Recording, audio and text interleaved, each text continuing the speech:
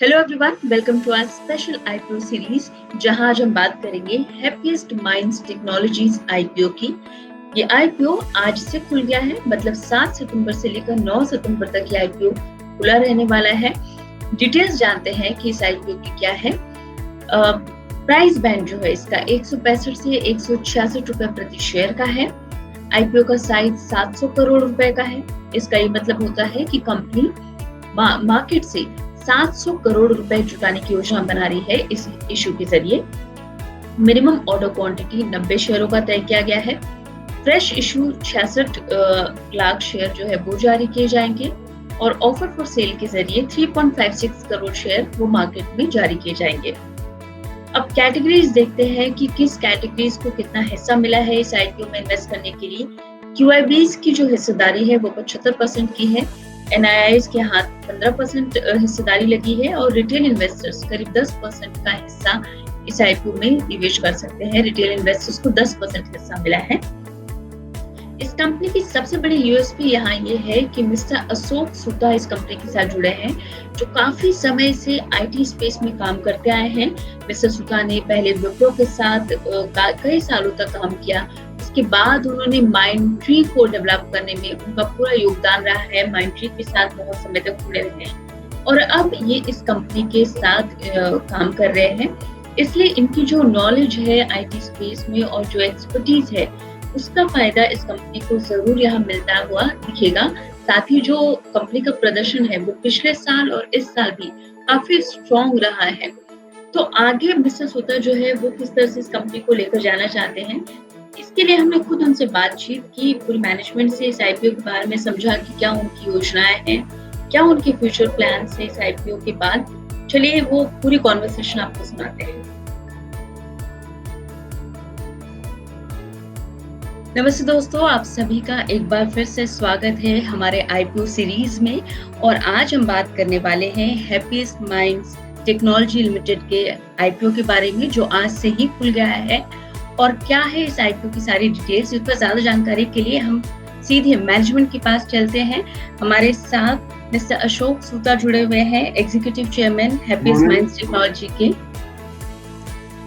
आपको बता दें, यस सर, आपको बता दें कि मिस्टर सूता को बहुत लंबे सालों का एक्सपीरियंस है आईटी स्पेस में। इससे पहले वो विप्रो के साथ भी जुड़े हुए थे और काफी समय तक काम करते आए हैं आईटी टेक्नोलॉजी में, आईटी स्पेस में, आईटी सेगमेंट में।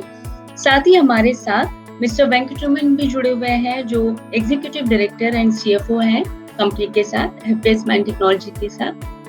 Good morning. वेलकम सर, आप दोनों का बहुत बहुत स्वागत है। Thank you. मैं मिस्टर सूता के साथ शुरुआत करना चाहूंगी। सर, जैसा हमने बताया कि आपको बहुत सालों का एक्सपीरियंस है, आप काफी समय से इंडस्ट्री में हैं, पर ऐसा पैंडेमिक, ऐसा हेल्थ क्राइसिस हमने कभी नहीं देखा, जो हम पहली बार ही देख रहे हैं। अब आपको लगता है कि ये बेस्ट टाइम था आईपीओ लेकर आने के लिए मार्केट में? देखिए, जो आपने बात कही पैंडेमिक के बारे में, इसका एक डाउट तो नहीं है, कोई शक नहीं है कि जो इकोनॉमीज पे फर्क पड़ा है किसी और टाइम में नहीं हुआ। ये तो 100 साल में भी ऐसी गंदी चीज नहीं आई है। जहाँ तक कि आईटी इंडस्ट्रीज है, ऐसी स्लोडाउन हमने पहले भी देखी है। सितंबर 11 के बाद में, लेमन ब्रदर्स के कोलैप्स के बाद में बिल्कुल इंडस्ट्री स्लो डाउन हो गई। .com बस्ट के बाद में बिल्कुल स्लो डाउन हो गई। अभी इसमें ये खास चीज ये है कि हम लोग जब आईपीओ प्लान कर रहे थे और हमने ये भी डिसाइड किया, लॉकडाउन के बीच हमने फाइल किया अपना आईपीओ DRHP। हमने ये चीज सोची कि अगर ग्रोथ डाउन है, हम उसकी जगह में प्रॉफिट से कॉम्पनसेट कर लेंगे, तो लोग देख लेंगे कि ठीक है, बिजनेस तो डाउन नहीं हो रही, और वो आगे से भी सोच लेंगे चलिए ठीक है, अगले साल ग्रोथ नॉर्मल हो जाएगा, शायद प्रॉफिट भी वही नॉर्मल लेवल पे आ जाएगा। तो इस लिहाज से हमने कॉन्फिडेंस से लेके अपना आईपीओ फाइल कर दिया। मिस्टर वेंकटरमन, आपसे जानना चाहूंगी इस आईपीओ की डिटेल्स और आपका पर्पस क्या है आईपीओ लेकर आने का इस वक्त? IPO details are, it is a combination of offer for sale, जिसमें अशोक सूता जी और CMDB 2 इन्वेस्टर्स है, वो अपने शेयर बेच रहे हैं। उसके साथ ही साथ हम कंपनी का भी शेयर प्राइमरी में बेच रहे हैं। तो उसके प्राइमरी में 110 करोड़ रेस कर रहे हैं। उसका primary use for working capital and for general corporate purposes. इसके लिए हम 110 करोड़ का यूज करेंगे। एक चीज और आपको कह दूं कि आप का और इरादा क्या था। बेसिकली चीज सोचनी चाहिए कि मैं हमेशा चाहता हूं कि हम पब्लिक लिमिटेड कंपनी को चलाएं। उससे कंपनी की कॉर्पोरेट गवर्नेंस बहुत अच्छी तरह से दिखती है। हम लोग को ये भी एक मौका था कि हमारे जो एक एक्सटर्नल शेयर होल्डर्स हैं, सिर्फ एक बल्क शेयर होल्डर है CMDB2, इस IPO के साथ उनको एग्जिट अपॉर्चुनिटी भी मिल रही है और हम फिर आगे जाके अपने नए शेयर होल्डर्स का ख्याल करेंगे।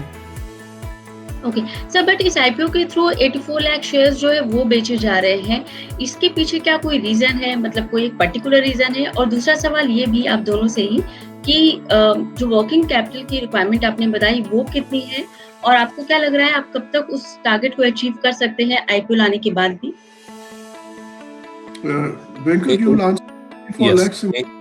84 लाख शेयर्स जो बेच रहे हैं वो अशोक सूटा जी के हैं। वो 61.6% होल्ड करते हैं IPO के पहले, और ये सेल के बाद और वो प्राइमरी इश्यू के बाद उनका होल्डिंग रहेगा 53%। तो वही लार्जेस्ट शेयर होल्डर रहेगा। तो एक ब्लॉक यानी कि CMDB के जाने के बाद हमको सभी पब्लिक शेयर होल्डर्स आ जाएंगे उनके instead of the CMDB share holders. So it will be one large share holder mister Ashok Soota at 53% and public and employees, जिसको हम हैप्पीएस्ट माइंड्स कहते हैं, वो हमारा लार्जेस्ट शेयर होल्डर्स रहेंगे। और we are raising 110 crore of cash which is for working capital. आज हमारे बैलेंस शीट में तकरीबन 330 करोड़ का कैश बैलेंस है। वो हम स्ट्रेटेजिक इनिशिएटिव्स के लिए रख रहे हैं, और जो 90 करोड़ का वर्किंग कैपिटल आज है उसको हम एडिशनल वर्किंग कैपिटल ये 100 करोड़ भी ऐड करेंगे। तो इसके साथ हमारा वर्किंग कैपिटल का मीट नेसेसरी हो जाएगा। हमारा will meet our requirements of working capital, और ये 330 करोड़ जो है वो हम स्ट्रेटेजिक इनिशिएटिव्स के लिए रख रहे हैं। तो हम हमारे में कोई लॉन्ग टर्म बोरोइंग्स या डेट नहीं है, ये पूरा वर्किंग कैपिटल ही है। Correct sir. इसके अलावा what are the other avenues to improve the profitability?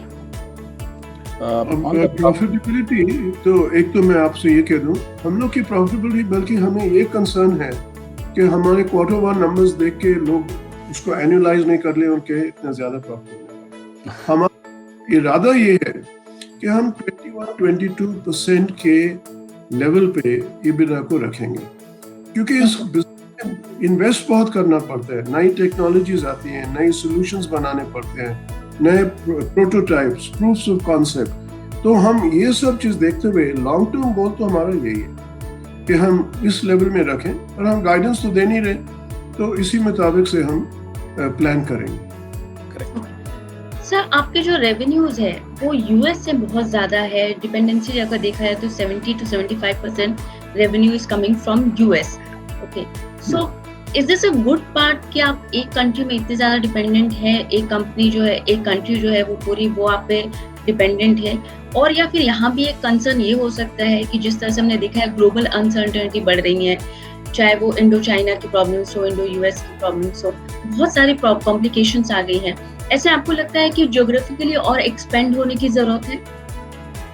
देखिए, हमारे जो अभी बिजनेस USA में है, ठीक है, ज्यादा तो है, हम भी जरा परसेंटेज को रिड्यूस करना चाहेंगे, पर अगर आप ये देखिए सारी इंडस्ट्री का एवरेज ही 60-65% है।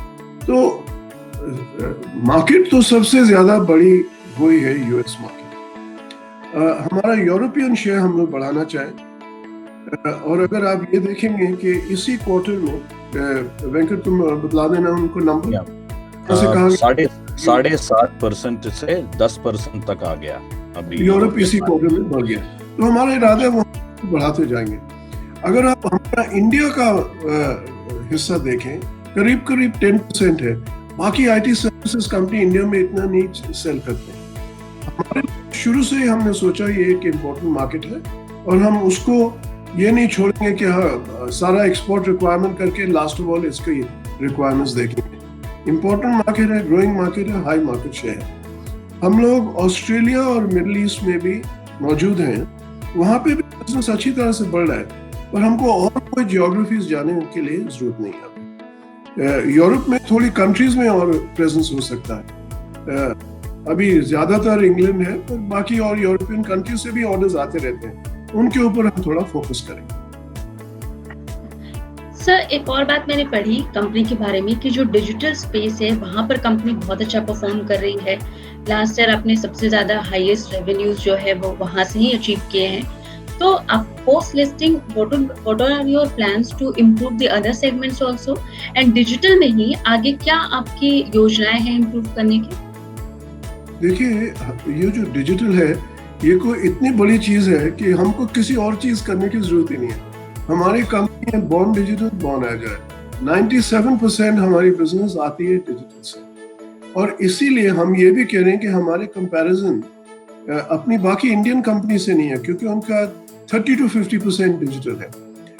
3 ग्लोबल कंपनीज हैं, ईपैम, एंडेवर, ग्लोबल, इनकी 100% बिजनेस डिजिटल है। हम भी इसी एरिया में फोकस करते रहेंगे, पर इसमें एक जरूरी चीज है, जब हमने कंपनी स्टार्ट करी उस टाइम एक चीज थी smack stack, social mobility analytics cloud. उसके बाद में देखिए हमने कितनी चीजें ऐड करी हैं, artificial intelligence, internet of things, blockchain, virtual augmented reality, robotics, drones. तो हम लोग हमेशा नई नई चीजें लेके उनको अपनी डिजिटल सॉल्यूशंस में मौजूद करते हैं और वही रहेंगे। तो सर, जैसे आपने बताया कि काफी स्पेस है डिजिटल में ही ग्रो करने के लिए, बहुत ज्यादा अपॉर्चुनिटीज हैं। FY21 के लिए आपका क्या आउटलुक है, not only for your company but also for the country, for the entire economy? जो आप FY22 की बात कर रहे हो? Yes sorry, FY21, yes 21। No, now we in FY21। आप इस साल की बात आने वाले साल? I am asking for the next year. Yes sir, अगले साल FY22। Yes. So, see, FY22 में उम्मीद तो सबको ये है कि बिजनेस की ग्रोथ जो है, जो बाकी इंडस्ट्री की ग्रोथ रेट थी 8 to 10%, वो वापस आ जानी चाहिए। हम लोग की उम्मीद है कि हमारी भी ग्रोथ रेट 20+% आनी चाहिए, और उसके अलावा पेंट अप डिमांड भी होना चाहिए, तो शायद थोड़ा और भी बढ़ जाए इस टाइम पे, क्योंकि वो कोविड अभी तक कंट्रोल में आया नहीं है। कोई भी 100% सर्टेनिटी से नहीं कह सकता, पर अगर ये देखा जाए कि वैक्सीनेशन ऐसे अब लगने लगा है कि जनवरी फरवरी में वैक्सीनेशन करीब हर जगह काफी इम्प्लीमेंट हो जाएगा। ये नहीं, हमारी कंट्री में तो बहुत टाइम लगेगा सबको वैक्सीनेट करवाने में, पर तभी भी जहां ये हो जाए तो बहुत कॉन्फिडेंस बढ़ जाएगी, बिजनेस एज यूजुअल होने लग जाएगा हर एक सेक्टर में। आखिर अगर लोग ट्रैवल नहीं करेंगे, होटल्स बंद रहेंगे, तो एक वो बहुत इंपॉर्टेंट हिस्सा है ना इकोनॉमी का, वो भी वो हम लोग देखते रहेंगे। जैसे हमारी कंपनी है, उसमें हमको एक ही बात है कि अचानक अगर ग्रोथ रेट पूरी नहीं लिफ्ट हो गई अगर अगले साल, क्योंकि कोई भी नहीं कह सकता क्या होगा, उसको हम लोग जैसे इस साल में कर रहे हैं प्रॉफिट से कॉम्पनसेट कर लेंगे शेयर होल्डर्स के लिहाज से। ओके सर, मैं इन्वेस्टर्स कैटेगरीज देख रही थी, तो मैंने एक चीज नोटिस की कि यहाँ पर 10% रिटेल इन्वेस्टर्स के लिए है, जो यूजुअली कम है बाकी अगर IPOs में आप पैटर्न को देखिए। So what is the reason behind it, and how do you see, like, you know, retail investors की आपको लगता है ज्यादा इन्वेस्ट करेंगे, और अगर करेंगे भी तो क्यों करना चाहिए उन्हें? USP क्या है आपकी कंपनी की कि एक रिटेल इन्वेस्टर को यहाँ पैसा लगाने चाहिए? सेबी रिक्वायरमेंट है कि हमारा 75% इंस्टीट्यूशनल इन्वेस्टर्स को जाएंगे। सो ये रेगुलेशन 144 कुछ बोलते हैं, तो उसके मुताबिक 75% इंस्टीट्यूशनल इन्वेस्टर्स को होना चाहिए। तो इस 75 में 45% होता है एंकर इन्वेस्टर्स, उनका इश्यू फ्राइडे ओपन हो गया और पूरा सब्सक्राइब हो गया है। अभी आज से जो खुला है उसमें हमको मेन बुक बोलते हैं, इंस्टीट्यूशनल इन्वेस्टर्स, HNI और रिटेल, ये 3 कैटेगरी इन्वेस्ट करना शुरू करेंगे आज से।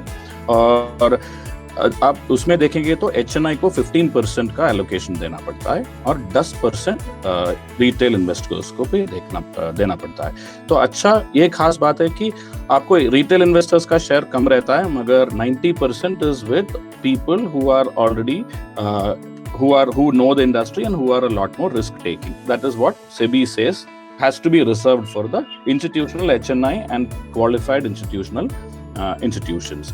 तो वैसे करेंगे तो 10% बाकी रखा है रिटेल शेयर होल्डर्स के लिए। Why should retailers invest?